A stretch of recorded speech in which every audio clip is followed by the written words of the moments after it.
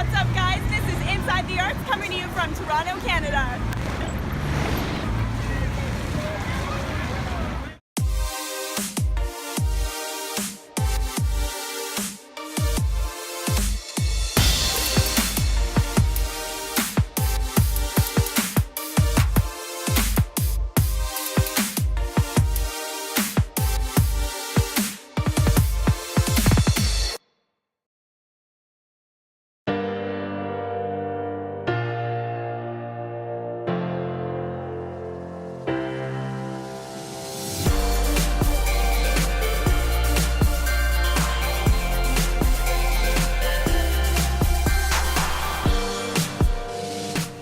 The largest city in Canada, Toronto is a vibrant global center for the arts.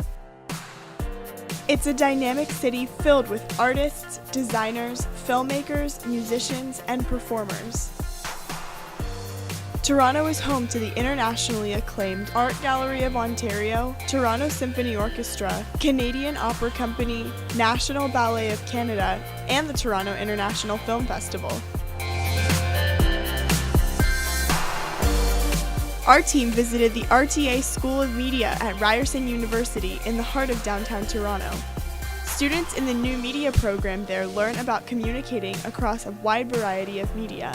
We got to taste the program and see student work on display.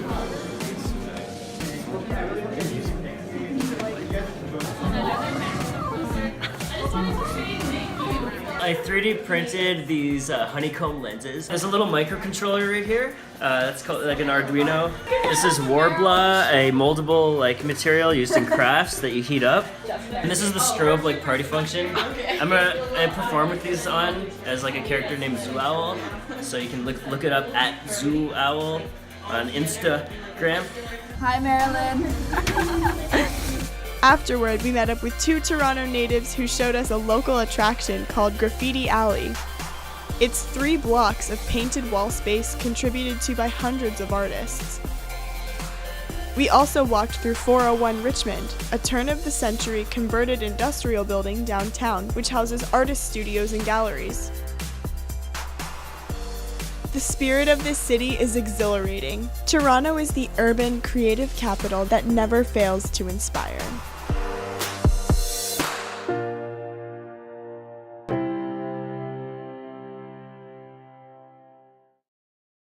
Welcome back to another episode of Inside the Arts. I'm Braden Lockhart. I'll be your host today. I'm here with Katie Blake, a senior from Urbana High School who's recently been recognized for her composition in the Maryland Young Composers Project. Glad to have you on the show, Katie. Thanks for having me. Now, what was the first musical instrument you started on? I started the viola in 4th grade, and eventually over the years I picked up the violin and a little bit of piano. What really inspired you to make this piece? For this piece, I really wanted to challenge myself with instruments that I don't play, that I'm not used to writing for, and I also wanted to write it for my friend who's been really supportive over the years of me composing. So tell us about your process of making this. How do you get it all to come together? Well, first when I started writing this, it took me about 2 months to actually write the entire thing. I actually first started with the melody line and then added my harmonies underneath it because I know what chords I can actually fit in there that make it sound, that create the emotions that I want it to. So I first started with the instruments I was familiar with, which were the strings, and then I began with the woodwinds and the brass. I did the percussion last because that's more of the added effect I gave to it. Right. What was it like composing for so many different instruments? It was quite the challenge because the way this note's written is not how I'm used to, and so I just had to know, and then a lot of their fingerings are a lot different, so certain note intervals, it's kind of weird for them, so I have to pay attention to that. And the speed, because sometimes they can't play as fast notes because they have to tongue every single note. But besides that, once I got it finished, it wasn't as bad as I thought it would be. That must be really difficult. You really have to put yourself in the musician's position to write that, don't you? Yeah, you really have to think about how, when I write my own parts, I have to play my own part to make sure it's even playable. And then when I'm writing parts for a string orchestra, I have to make sure every part is playable with bowings and everything. So who's your favorite composer? As of right now, I'm really liking John Powell, he writes a lot of film scores. Right, and would you say that your composition is similar to his? I took lots of inspiration from his style and tried to incorporate some of that into my own way. Awesome. How is it like just having this taken from your hands and brought to so many instruments and played for everybody? How is that? But when I had actual like instrumentalists actually play it, I learned a lot because a lot of them were like, this fingering's kind of weird. Can I change it to this or this? It was just a lot of little changes that I didn't know about with their instruments. But otherwise, it was such a nice feeling to be able to conduct it and then having all the acoustic sound come rush towards me.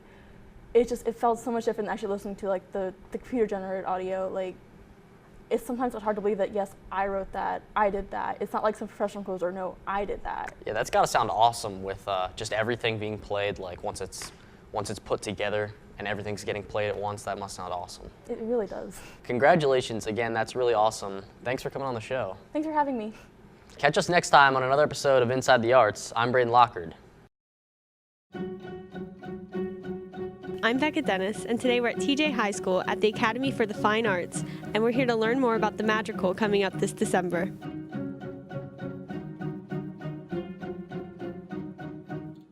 For the past few years, students at Governor Thomas Johnson High School, Academy of the Fine Arts, have put on the annual Madrigal. Students in advanced music studies, advanced theater studies, and visual arts programs combine to create a unique experience for the local community. We are working on shows that we have written right now, that people in the class have written, and they are all student-directed projects, so we are all starring and acting in them.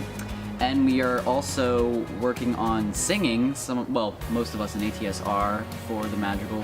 We are in the choir right now, so we'll be learning like maybe 10 songs to be singing during the show. And it's busy days right now.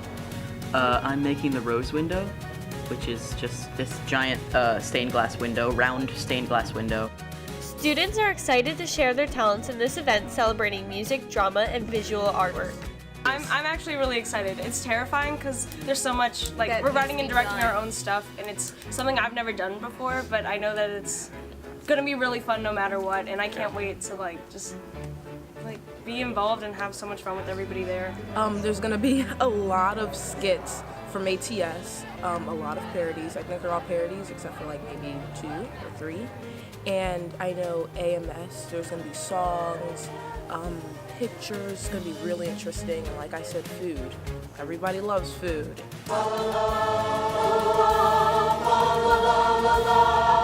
Before the actual performance starts, there's going to be like kind of like a bizarre craft fair thing where people are going to sell the stuff that they've made.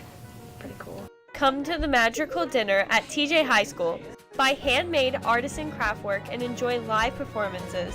Come check it out!